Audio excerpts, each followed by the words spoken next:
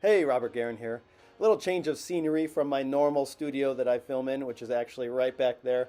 In a couple months, we are moving across the country, so our house is kind of disassembled right now as we get ready to pack for that. Today, I want to talk to you about love. And we hear statements all the time, especially lately, that love is the answer. All you need is love, that Beatles song. Love wins all arguments. Love, not hate. And the list goes on. So, is love really all that we need? How do we love? What does it look like to even love somebody?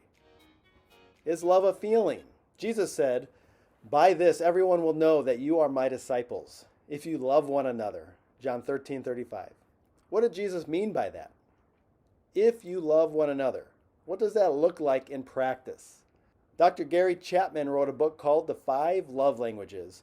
Through many years of working with couples and families, he assembled tangible, empirical data that found every human shows love and likes to receive love in one of 5 key ways. Here they are: receiving gifts, words of affirmation, acts of service, physical touch, and quality time. Dr. Chapman says that we develop these love languages about the age of 2. So from that young age all the way through maturity, we slowly develop more and more of our primary love language.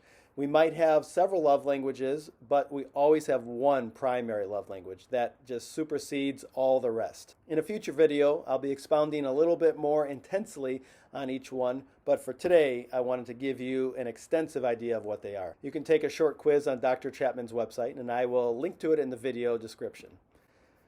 Some character traits of love can be found in 1 Corinthians 13. And if you've ever been to a wedding at a church or even watched it on TV, you're familiar with this passage. Love is patient, love is kind, and is not jealous. Love does not brag and is not arrogant, does not act unbecomingly, it does not seek its own, is not provoked, does not take into account a wrong suffered, and another translation says, does not keep a record of wrong, does not rejoice in unrighteousness, but rejoices in the truth, bears all things, believes all things, hopes all things, endures all things. Love never fails. 1 Corinthians 13, 4 through 8 tells us exactly how we are supposed to love one another through the lens of our character. And I call that a love lens. So how we see others is that love lens. But even more so, this passage tells us how God loves us. So you could actually change the word love to God. 1 John 4:8 says, "Whoever does not love does not know God, because God is love." Love is not something that God does. He is love. That's who He is. That is what love is. But it's less how you feel and more how you think and act. Love is less how you feel, but more how you think and act. I'm going to leave you with 3 questions for today.